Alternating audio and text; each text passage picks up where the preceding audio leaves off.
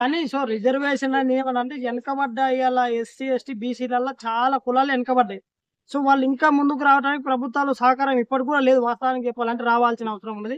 రాష్ట్రాల వారీగా విడిపోయినప్పుడు ఎంత రాష్ట్రాల వారీగా రకరకాల కామెంట్‌లొస్తున్నాయి. ఇక్కడున్న అగ్ర కులాలోళ్ళు కూడా ఇట్లాంటి బిల్లులకు సపోర్ట్ చేయరు. బీసీలు ఇయాల అత్యధిక జనాలు ఎస్సీ, ఎస్టీ, బీసీలు ఓట్లేస్తున్నారు. అధికారాన్ని మేము పంచుకుంటున్నాం. ధనాన్ని మేము పంచుకుంటాం. కానీ వాళ్ళకి అవకాశాన్ని కూడా ఇస్తలేమనే విషయం గమనించి ఇక్కడ ఇంకోటి ఒకవేళ రిజర్వేషన్ తీయాలంటే ఈరోజు దేశంలో రిజర్వేషన్ తీసుకొచ్చి మెజారిటీ ఉద్యోగాలు దొంగల్లాగా దోసుకుపోయారు. దాని మీద ఆ ఉద్యోగాలు అన్ని పోయినాయి. ఇయాల ఎస్సీలకు పాపం రిజర్వేషన్ అని చెప్తారు.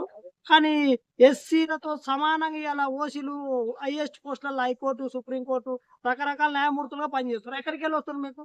మీరు అసలు రిజర్వేషన్ ఎక్కడికి మీకు రిజర్వేషన్ 10% ఈ మధ్యలో వచ్చింది.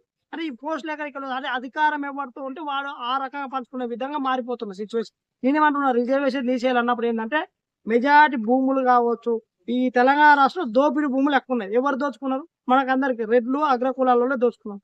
ఆ భూములు పంచమని పేద బీసీలు, ఎస్సీలకు పంచమని వాళ్ళకి లేని వాళ్ళకి పంచమని కేసీఆర్ పంచుతానే పంచలేదు.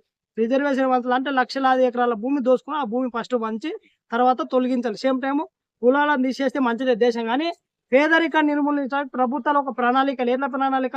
వెనకబడ్డ కులాలలో కావచ్చు, అగ్ర కులాల్లో పేదవాళ్ళు ఉన్న వాళ్ళకు ప్రభుత్వం ఏదైనా సహకరించి 10,00,000, 20,00,000 ప్రతి సంవత్సరానికి వాళ్ళకి ఆర్థికంగా ఏదైనా బిజినెస్ పెట్టుకోవడానికి ఏదైనా ప్రణాళిక ఇస్తేనే అప్పుడు పేదరికం పోతది. అంతవరకు పేదరికం పోదు. సేమ్ టైమ్ ప్రతి నాయకుడు కూడా ఈరోజు తెలంగాణలో ఏందంటే ఏ పార్టీలన్నా ఉండాలి.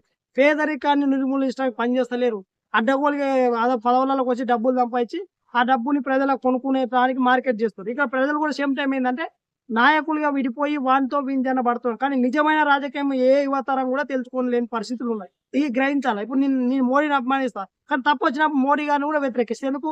నా దేశ ప్రధానమంత్రి నాకు అభిమాన నాయకుడైనా తప్పున్నప్పుడు ఇది తప్పు అనుకుంటా. ఎందుకంటే నాకు నచ్చకపోవచ్చు ఆ విషయంలో. ఆ రకంగా రాజకీయాలు ఉంటే దేశ యువతరం బాగుంటది. దేశం కూడా బాగుంటది. ఈ సిట్యుయేషన్ అనేది దేశంలో లేకుండా పోతుంది. చదువుకున్నోళ్ళంతా హాఫ్ నాలెడ్జ్ లాగా అయిపోతురు. రోజు రోజుకు వాళ్ళకి దిగజారిపోతుంది. సినిమాలు, హీరోలు, అల్లు అర్జున్, మెగాస్టార్ ఇట్లా రకరకాల స్టార్ల వైపు తిరిగి అసలు రాజకీయాన్ని సమాజంలో జరుగుతున్న విషయాలు మర్చిపోలేదు. పేదరికం ఇంకా ఉంటది. ఇంకా తగ్గాల్సిన అవసరం కూడా ఇంకా పేదరికం పోయలేదని చెప్పలేను. ఉండదు.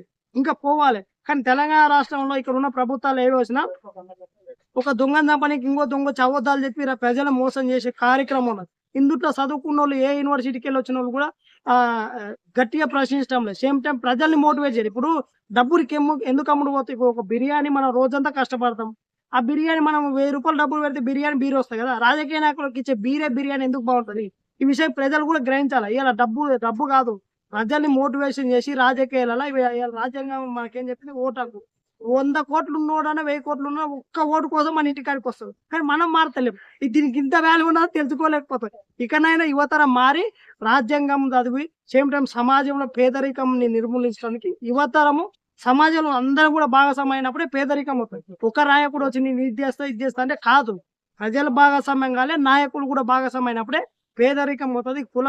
కులాలు ఉన్నాయి ఇవి కూడా తగ్గించుకోవాలి. కానీ పేదరికం ఫస్ట్ అన్ని కులాలకు పోవాలన్నప్పుడు ప్రజలతో పాటు నాయకులు ఎవరైతే దొంగలే. కానీ ప్రజలే చైతన్యమైనప్పుడే పేదరికం నిర్మూలిస్తది. ఇప్పుడు ఒక గ్రామంలో డబుల్ బెడ్‌రూమ్ ఇండ్లు వస్తున్నాయి. పార్టీ వన్‌కి వస్తున్నాయి. కానీ ఆ గ్రామంలో ఉన్న అందరూ గట్టి నిలబడితే పేదోనికి వస్తది. ఆ రకమైన సిట్యుయేషన్ లేదు తెలంగాణ. ఈ దరిద్రమైన రాజకీయం ఇకనైనా మారి యువతరం కూడా రాజకీయాల గురించి తెలుసుకొని సమాజంలో జరుగుతున్న ప్రతి అణచివేత గురించి ప్రశ్నించినప్పుడే మన జీవితాలు బాగుపడతాయి. Okay sir. ఫైనల్‌గా ఒక క్వెషన్. రిజర్వేషన్స్ తీసేయాలా? ఉంచాలా? మీ డెసిషన్. నా డిసిషన్ అంటే ఇప్పుడు రిజర్వేషన్ ఉండాల్సింది. ఎందుకంటే ఇంకా పేదరికం చాలా ఉన్నది. ఆ పేదరికాన్ని నిర్మూలించడానికి ఇంకోటి రిజర్వేషన్ కూడా ఇక్కడ మిస్‌అండర్‌స్టాండింగ్ చేయాలి. ఎట్లా మిస్‌అండర్‌స్టాండింగ్? ఒక ఎస్సీ, ఒక బీసీ, ఒక ఐఏఎస్, ఐపీఎస్ అయిన వాడు హైదరాబాద్‌లో వాడు గొప్పగా చదువుకుంటుంటాడు. ఒక పేదవాడు అక్కడ కూలి పని ఏదో వ్యవసాయం చేసుకుంటూ గ్రామీణ ప్రాంతాల్లో ఉంటాడు. ఈయనకేందంటే ఒక కార్పొరేట్ స్కూల్‌లో చదువుతాడు కాబట్టి వీనికి టెక్నాలజీ వస్తది. మైండ్ ఫ్రెష్ ఉంటది. ఆ గ్రామీణ ప్రాంతం చదివినోనికి ఏందంటే ఈ రిజర్వేషన్ అంతా ఏం చేస్తుండు? ఈ ఐఏఎస్‌గా చదివినోడు అంతా ఈ రిజర్వేషన్ అంతా వాని రిజర్వేషన్ ఇది కొట్టేస్తది. ఇక్కడ కూడా మిస్టేక్ జరుగుతది. ప్రభుత్వాలు కూడా సిగ్గులేని దుర్మార్గం వివరిస్తాయి. ఇక్కడ ఎవరి ప్రభుత్వం వచ్చినా ప్రభుత్వాలు దీనిపైన నియంత్రణ చట్టం తీసుకొచ్చి రిజర్వేషన్ ఎవరికోవాలి ఒక పేదవాడు ఏ కులంలో అయినా పేదవాడు అంటే వానికి పోవాలి. కానీ ఒక ఐఏఎస్ అయిన తర్వాత కూడా వాళ్ళే రిజర్వేషన్ తీసుకొని మిగతా వాళ్ళని అనవసరం వాళ్ళ జీవితాలను నాశనం చేస్తారు. ఇక్కడ కూడా తప్పు ఉన్నది. 100% రిజర్వేషన్ మిస్సింగ్ జరుగుతున్నది. దీంట్లో ప్రభుత్వాల్లో కూడా రాజకీయాల్లో కోసం నేను ఇది ఇస్తా, అది ఇస్తా అని చెప్తాము. ఇట్లా తప్పిదాల మీద కూడా చట్టాలు తీసుకొచ్చే అవకాశం కూడా ప్రభుత్వాలకు ఉంటే ఇంకో పేదవాడు ధనవంతుడిగా మారే అవకాశం ఉంటుంది. ఇక్కడ రిజర్వేషన్ అనేది మిస్అండర్స్టాండింగ్ జరుగుతున్నది. దీనిపైన ప్రజలు కూడా రియాక్ట్ అయితే బాగుంటుంది.